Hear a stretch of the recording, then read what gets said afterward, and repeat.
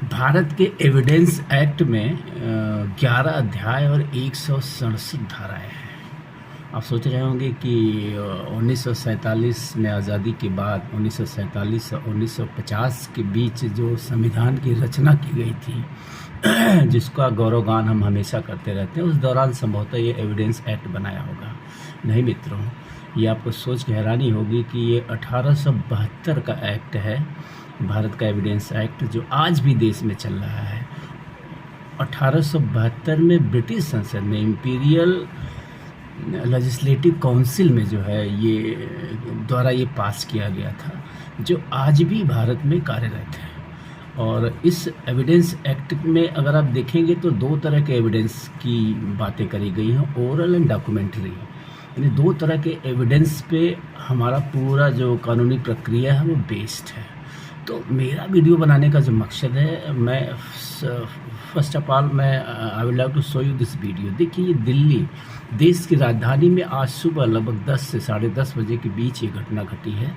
एक विटनेस को किस तरह से कोर्ट परिसर में जो है दौड़ा के गोलियों से मारा गया है, और ये पूरी फुटेज सीसीटीवी में कैद है। पहले आप देखिए, फिर हम बातें करते हैं कि हम क्या कहना चाहते हैं।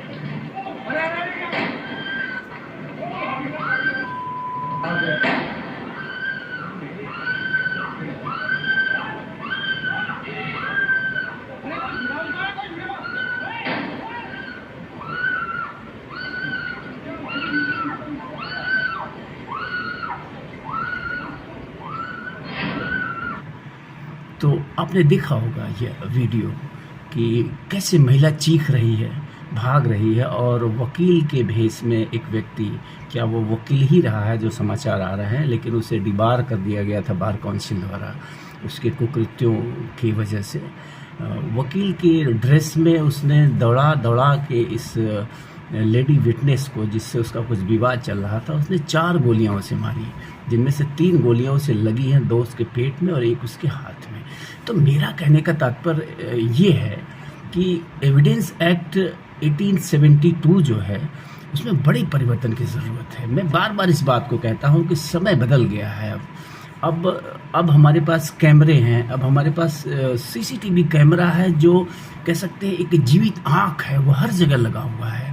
तो मेरा कहने का मतलब है कि एविडेंस एक्ट में ऐसा बदलाव किया जाना चाहिए कि जिन घटनाओं की क्लियर कट फुटेज है, जैसे कि इस घटना में भी है, जैसे कि अतीक अहमद की हत्याकांड वाली घटना में भी थी, जैसा कि उमेश पाल की हत्याकांड वाली घटना में भी अपराधी साफ साफ गोलियां मारते हुए दिख रहे हैं।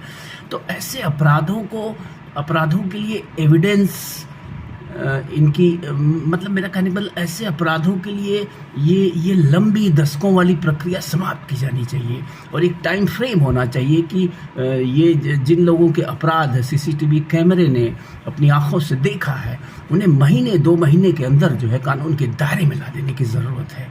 ऐसे लोगों के लिए कोई साक्ष्य नहीं, कोई मुकदमा नहीं, कुछ नहीं होना चाहिए। अलग से ट्रायल कोर्ट्स होनी चाहिए, और मैं कहूँगा कि 60 days is more than enough to decide this kind of cases. अब 60 दिनों के अंदर ऐसे लोगों को कानून के दायरे में लाकर उन्हें जो संवैधानिक सज़ा है वो दे देनी चाहिए।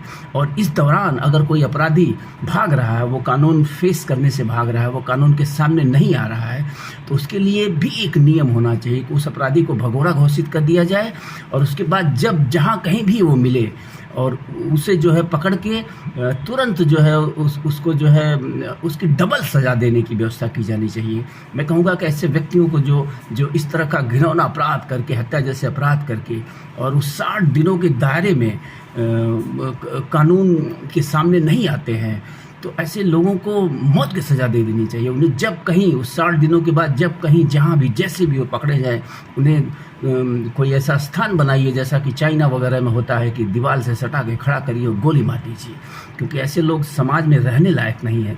इन लोगों का मनोबल देखिए, मतलब सरेआम हज़ारों लोगों की भीड़ के सामने महिला को दौड़ा के गोली मारता है। खैर, हज़ारों लोगों की भीड़ के बारे में मैं क्या कहूँ, ये लोग कितने बहादुर हैं हमारे देशवासी, तमाशबीन बने देख रहे हैं लोग। और उस व्यक्ति ने दौड़ा के जो है इस महिला को 3 गोलियां मारी हैं।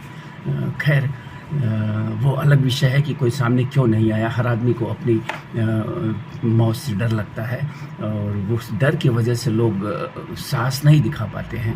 एक स्वाभाविक कृत्य है, सब में वो साहस नहीं होता है कि जो अपना जान जोखिम में डालकर किसी दूसरे की जान बचाने के लिए आगे आए। हाँ, ऐसे लोग होते हैं, कम लोग हैं।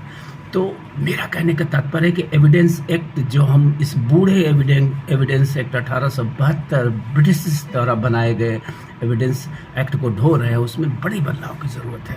इन इलेक्ट्रॉनिक आविष्कार जो हमारे हुए हैं, इनको साक्ष्य की श्रेणी में लाने की ज़रूरत है। और सीसीटीवी कैमरा में जिस किसी का भी अपराध दिख रहा है, बस एक काम करने की ज़रूरत है कि उस सीसीटीवी फुटेज की जांच करी जाए कि उसमें कहीं टेम्परिंग नहीं की गई है।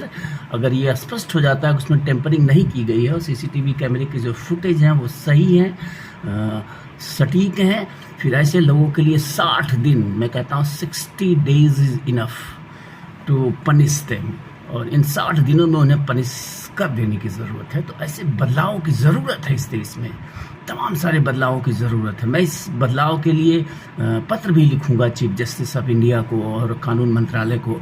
और मैं चाहूँगा कि आप सब लोग इस ढंग की आवाज़ उठाइए कि जिन अपराधियों की सीसीटीवी फुटेज है, उनके साथ ये जो मुकदमे की प्रक्रिया हमारी है दशकों पुरानी, वो अप्लीकेबल नहीं होनी चाहिए। ऐसे केसेस के लिए अलग कोर्ट हो, अलग न्यायाधीश हो और टाइम फ्रेम हो 60 डेज़ का। अगर कुछ और हो सकता हो तो ये मेरी प्राथमिक सलाह है कि 60 दिन मैं समझता हूँ कि मोर देन इनफ है ऐसे अपराधों का निस्तारण करने के लिए। तो आइए हम सब मिलकर जो है इस विषय को उठाएं कि जिन अपराधियों की सीसीटीवी फुटेज है, उनके साथ किस बात की रियायत, कैसा मुकदमा, कैसी गवाही, कैसा साक्ष्य सबूत और कैसी कानूनी प्रक्रिया, कुछ नहीं होना चाहिए। इन्हें बस अदालत के दायरे में ला के दंडित करने की ज़रूरत है।